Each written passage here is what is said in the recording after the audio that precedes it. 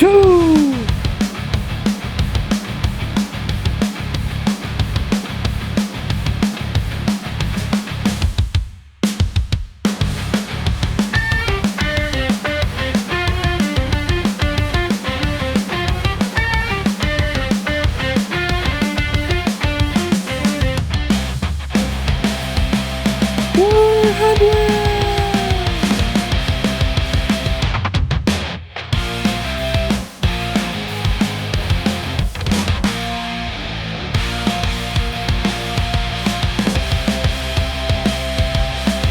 You didn't stay there long enough.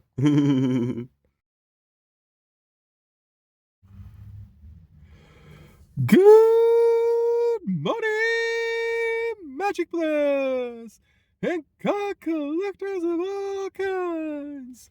You see the box, you know what time it is. It's time for another episode of 1 to 100. Of course, you already also know that because of the introduction song, but I like to do the intro anyways, like I used to do back in the day when we didn't have intro songs, just because I think that's a little bit more entertaining. And I know some people really like my shoutouts, so yeah. So I've been thinking about this a lot, and I have decided that at least until we can get back to doing Dollarama Draws of Destiny, which I really enjoyed having as a Tuesday series that I could just like film hopefully at home sometimes, if not in the car, but every Tuesday I could put out an episode for you guys. So there was at least weekly card content. I've decided I want to have that come back on the channel. So from this point forward, I'm going to do my very best to try and make one episode of 1 to 100 every Tuesday. And in between decks, we might have like a pause where we might discuss something over, like, say, a weekend or something where we have a poll like we did this weekend to determine the next number 1 card in the series.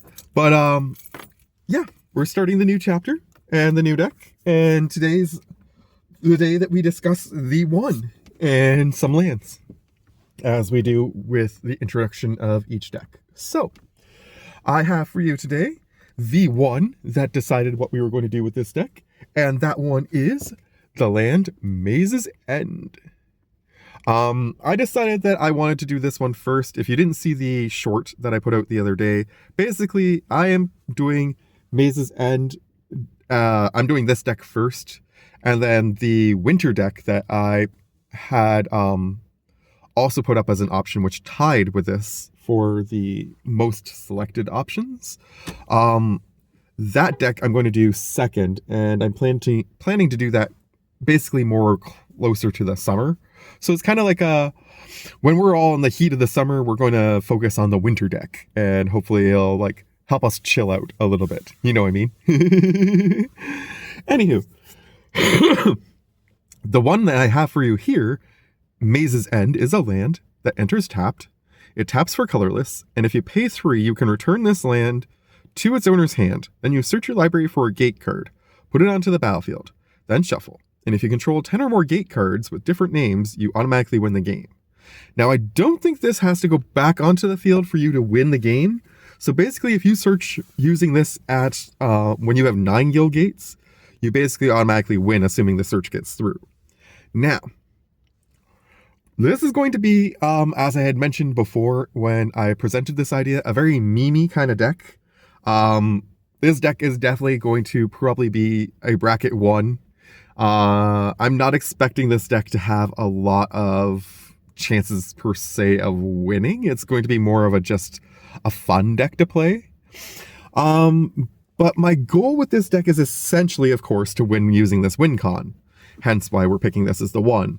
So I'm not planning to put in very many creatures. All the creatures that I do put in will have some sort of ability that ties directly to gates. I probably will put in a bunch of cards that let me search for lands. My hope being that I can find some in my collection that actually let me search for just any land and not just basics. Because unfortunately none of the guilds have a land type. And so therefore anything that says you can search for this basic land type, like you can search for a forest card, Well, you can't get a gate card with that. You can't get just a basic land, obviously, either, because guild gates aren't basics. So essentially, the guild gates are going to be a little harder to search for. So while I'm putting in some of those cards, I'm also going to put in a whole bunch of card draw into this deck. So I can draw, discard, scry, all that good stuff to get to the lands that I need. The thing that I am worried about, and I'm not sure how I'm going to deal with that just yet because I haven't decided what cards I want to put in for sure, is how to get lands back out of the graveyard if they get sent there. As of right now, while I'm building this deck, I'm going to be simultaneously building 2 other landfall decks. One that is going to be an avatar deck, and one that I am basically going to take a deck that we had presented earlier in the Commander Core Creator Challenge series, and I'm going to add a color to that deck and make it into a tricolor black, blue, and green landfall deck. So I will have a black, blue, and green landfall deck and a red, white, and green landfall deck. As well as this deck, which is going to essentially be kind of like landfall, except for the fact that I don't really intend to have very many cards in here that actually trigger off of landfall. But the main thing, like I say, is I do need to find at least a few cards in my collection that will let me play either lands from the graveyard or will let me shuffle stuff back into my deck so that if some lands get sacrificed or some lands get destroyed by people, I have the ability to recycle them back in, because you cannot, unfortunately, have multiple copies of a land in your deck either, as far as I'm aware. If I am wrong about that, please somebody in the comments let me know, but as far as I'm aware, unless it's a basic land, you can't have multiple copies of it. Which means that for you to control 10 or more gates with different names, you're going to actually have, well, it does say gates, so I'm wondering if there's actually lands that are called gates that I could put into my deck that would count. Because I do have another deck, okay. We are going to go over the lands that I have in this pile, but I just realized that that doesn't actually say guild gates, so I might be able to get some other lands that are also called gates and find them. I wonder if there are creatures that you can also find that have the word gate in them and use those. Probably not, but I bet there are some lands that might count. Anywho, I'm going to look into that more thoroughly off camera later on. But for now, let's continue on with what we have here. So, the commander for this deck, which I did present the other day as well, but just in case you missed it, is Cody Vociferous Codex. I like this guy. I think he's a really cute little commander. When I pulled this originally in a pack, I was really excited about the fact that I pulled an extra Wooburg commander first off. And then I read about his ability and I thought, well, what in the world would you actually do with this?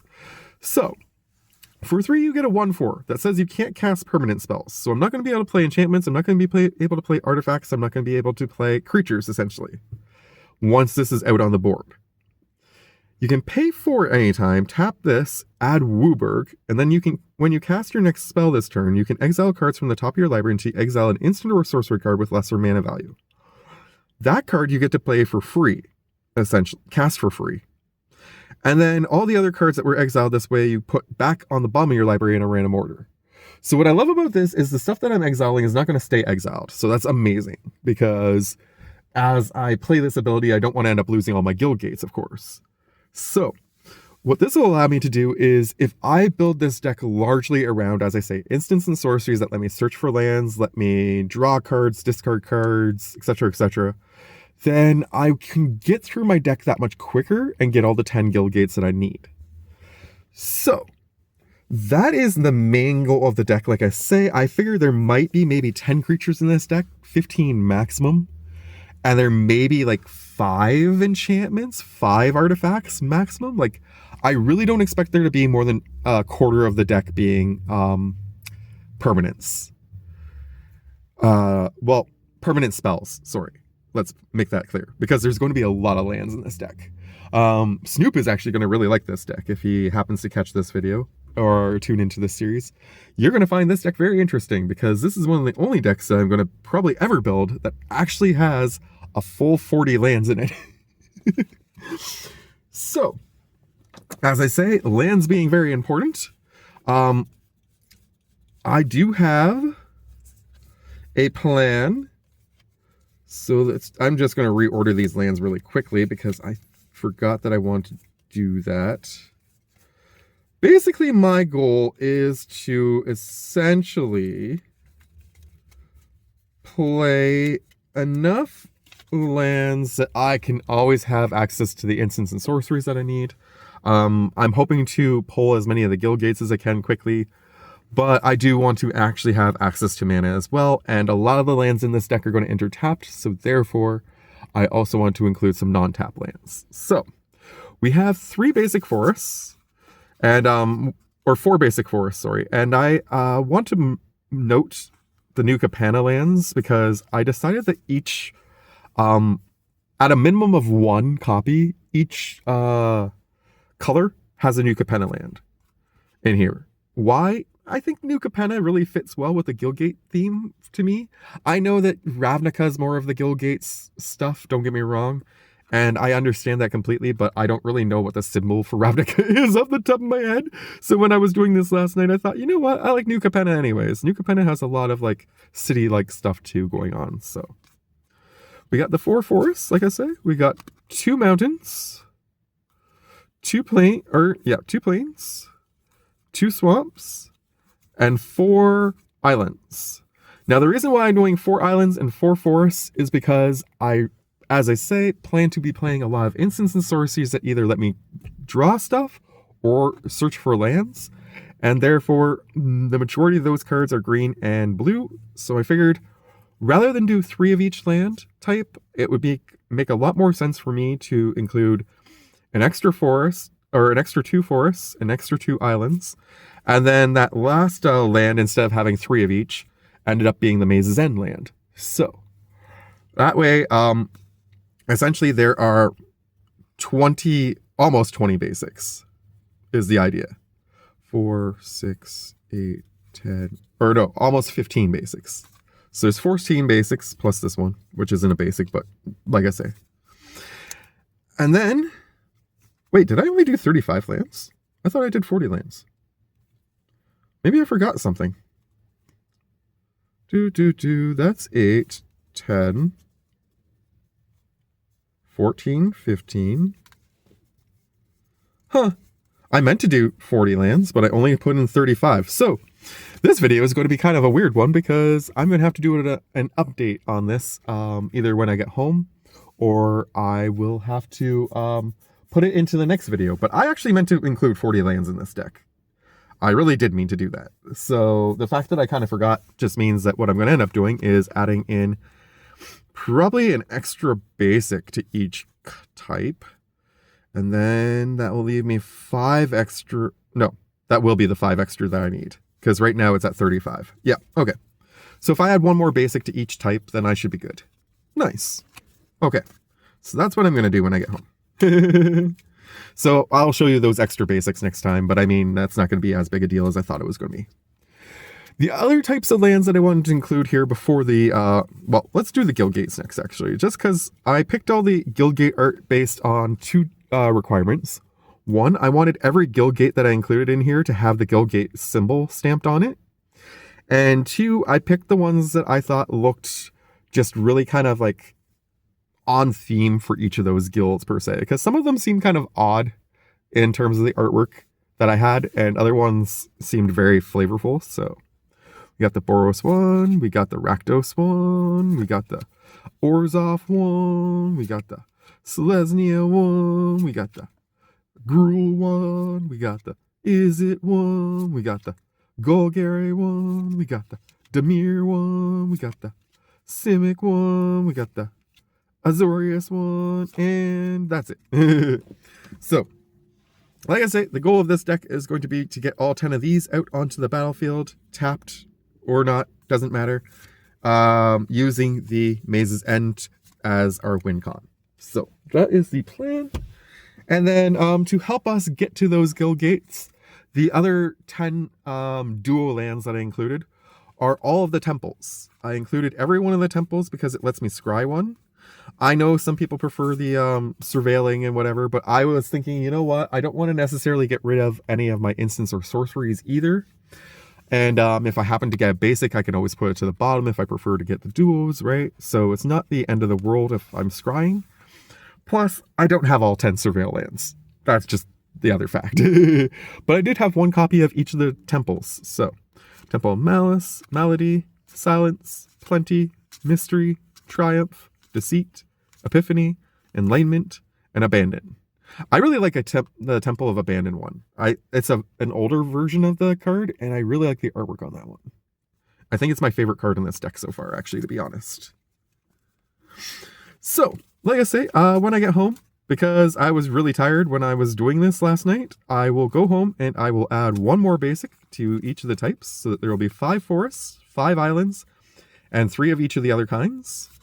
And that will be our 40 land mana base, plus our commander, which brings us to a total of 41 cards so far. So, the next episode, I'm going to probably go over all the creatures that I have, and maybe I might even do the artifacts and enchantments all in one go. We might try and cram it all into one episode, depending on how many cards that is as a total, or we might spread it out a little more. I haven't decided for sure yet. But in the meantime, in between time, I hope that you guys have enjoyed this first episode in the new series, which I'm going to call... I forget what I was going to call this.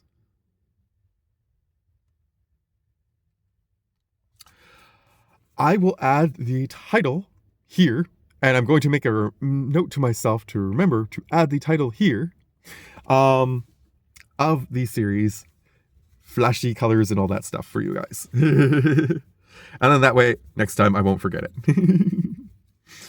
But for now, that's all I got for you. I've got to go grab some more fizzy candies for work, because those help me from passing out while I'm working hard, since sometimes they don't give us our breaks.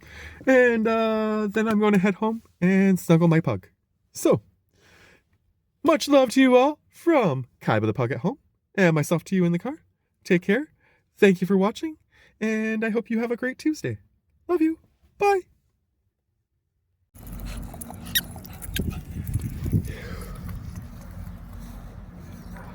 Long time no see, everybody. If you just watched the video, then this is just an add-on to the video.